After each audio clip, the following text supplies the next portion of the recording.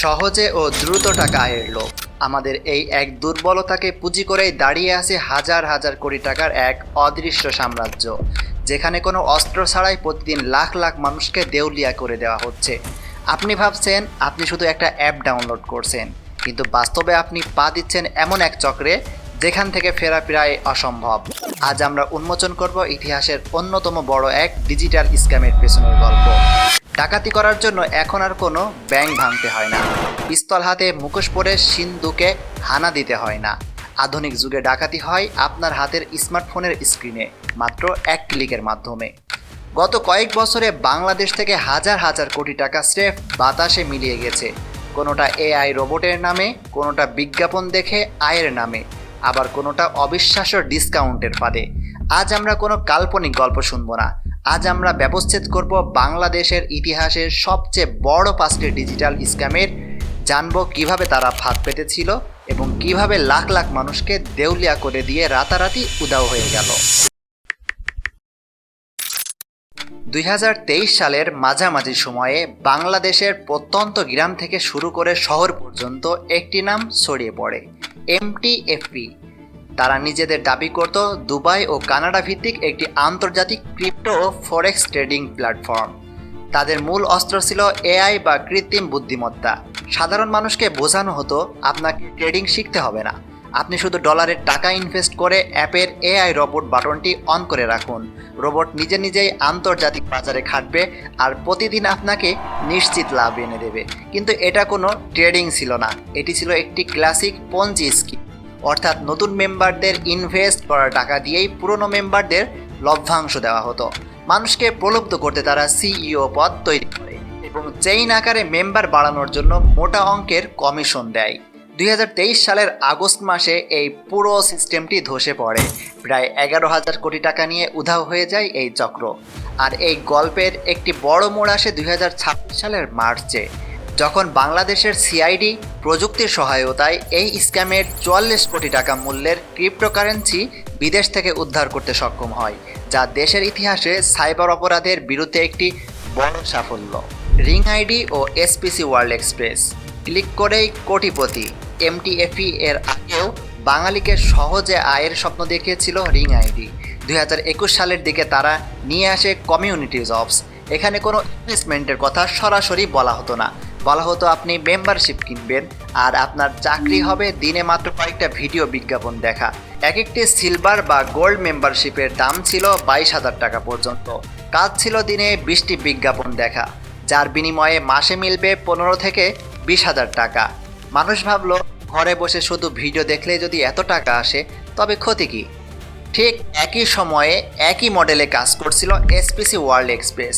এরা মূলত 2000 সালের কুখ্যাত MLM কোম্পানি ডেস্টিনির একটি ডিজিটাল সংস্করণ ছিল। অ্যাপে লগ ইন করে লোগো ক্লিক করা আর নতুন মানুষ ধরে এনে রেফারেল বোনাস পাওয়াই ছিল এদের কাজ। 2021 সালের শেষের দিকে রিং আইডির ব্যাংক অ্যাকাউন্ট ফ্রিজ করা হয় এবং এর পরিচালকদের গ্রেফতার করা হয়। ততক্ষণে সাধারণ মানুষের কয়েক শত কোটি টাকা আটকে গেছে অ্যাপের ভার্চুয়াল ওয়ালেটে। বাস্তবে এই বিজ্ঞাপনগুলোর কোনো বাণিজ্যিক মূল্যই ছিল না, মানুষের মেম্বারশিপের টাকাই ঘুরিয়ে ফিরিয়ে লভ্যাংশ হিসেবে দেখানো হচ্ছিল। অনলাইন বেটিং, দৈনিক লাভের ফাঁদ, পঞ্জি স্কিমের আরেকটি মারাত্মক রূপ হলো স্বল্পমেয়াদী ইনভেস্টমেন্ট অ্যাপ, যার অন্যতম বড় উদাহরণ জিজি অ্যাপ। এরা বাজারে এসে দাবি করে তাদের মাধ্যমে সোলার প্যানেল বা বড় বড় গ্রিন এনার্জি প্রজেক্ট বিনিয়োগ করা হচ্ছে। আপনি 10,000 টাকা দিলে প্রতিদিন 500 টাকা করে পাবেন। এই অ্যাপগুলো খুব সুনির্দিষ্ট একটা নিয়মে চলে। এরা মার্কেটে আসে 3 থেকে 6 মাস তুমুল প্রচারণা চালায়। প্রথম দিকে মানুষকে দেদারসে টাকা দেয় এবং যখনই ইনভেস্টমেন্টের পরিমাণ শত শত কোটি টাকা পার হয়, এক রাতে সার্ভার বন্ধ করে উধাও হয়ে যায়। এর সাথে যুক্ত হয়েছে অনলাইন বেটিং বা ডিজিটাল জুয়ার অ্যাপ, যেমন 1xBet বা বাবু 88। ক্রিকেট বা ফুটবল ম্যাচের প্রেডিকশন কিংবা ক্যাসিনো গেমের লোভ দেখিয়ে প্রতিদিন দেশের কোটি কোটি টাকা হুন্ডি ও ক্রিপ্টোর মাধ্যমে পাচার হয়ে যাচ্ছে দুবাই, রাশিয়া বা মালয়েশিয়ায়। চটকদার বিজ্ঞাপনের আড়ালে এই অ্যাপগুলো মূলত তরুণ প্রজন্মকে ঋণের জালে জড়িয়ে ফেলছে। এবার আসা যাক দেশের ইতিহাসে ই কমার্সের নামে সবচেয়ে বড় হাইপ তৈরিকারী প্ল্যাটফর্ম ইভালিতে। 2020 বা 2021 সালের দিকে ইভালি দেশের পুরো বাজার কাঁপিয়ে দেয়। তাদের অবিশ্বাস্য ডিসকাউন্ট ও ক্যাশব্যাক অফার দিয়ে। 3 লাখ টাকার মোটর বাইক 1.5 লাখ টাকায় কিংবা 1.5 লাখ টাকার এসি মাত্র 70,000 টাকায় দেওয়ার অফার আনা হয়।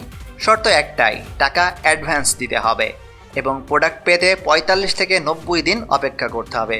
অর্থনীতির সাধারণ নিয়ম বলে উৎপাদন খরচের চেয়ে কমে পণ্য বিক্রি করলে কোম্পানি লসে পড়বে, কিন্তু ইভালি বা ই অরেঞ্জ এর মতো প্ল্যাটফর্মগুলো নতুন গ্রাহকদের অগ্রিম টাকার পাহাড় দিয়ে পুরনো গ্রাহকদের পণ্য ডেলিভারি দিচ্ছিল। যখনই নতুন অর্ডার আসা কমে গেল, পুরো চেইনটি ভেঙে পড়ল। সাপ্লায়াররা টাকা পেল না, গ্রাহকরা পেল না পণ্য। ফলাফল, ইভালি ই অরেঞ্জের মতো ডজন খানেক ই কমার্স সাইট হাজার হাজার কোটি টাকার ঋণের বোঝা নিয়ে ক্র্যাশ করলো এবং তাদের শীর্ষ কর্মকর্তাদের যেতে হলো কারাগারের পেছনে। রিং আইডি থেকে শুরু করে MTFE কিংবা ইভালি, নামগুলো আলাদা, অ্যাপগুলোর ডিজাইন আলাদা, কিন্তু এদের পেছনের মেকানিজম বা ফাঁদটা ছিল একই, আর তা হলো মানুষের অতি দ্রুত বড়লোক হওয়ার লোভ আর ফাইন্যান্সিয়াল লিটারেসি বা আর্থিক সচেতনতার অভাব। ডিজিটাল যুগের একটা সুবর্ণ নিয়ম সবসময় মনে রাখবেন, যদি কোনো কিছু প্রয়োজনের চেয়ে বেশি আকর্ষণীয় মনে হয় তবে নিশ্চিত জানবেন সেখানে বড় কোনো গোলমাল আছে। কেউ আপনাকে ঘরে বসে বা একটা বাটন ক্লিক করে ফ্রিতে টাকা দেবে না। কষ্টে অর্জিত টাকা কোনো সস্তা অ্যাপে ঢালার আগে 10 বার ভাবুন। আচ্ছা, আজকের এই তালিকার অ্যাপগুলোর মধ্যে কি আপনার বা আপনার কোনো পরিচিত মানুষের টাকা আটকে গেছে? রিং আইডি, MTFE, ইভালি নাকি অন্য কোনো ভুয়া অ্যাপের চক্করে পড়ে আপনিও কি আপনার কষ্টার্জিত টাকা হারিয়েছেন?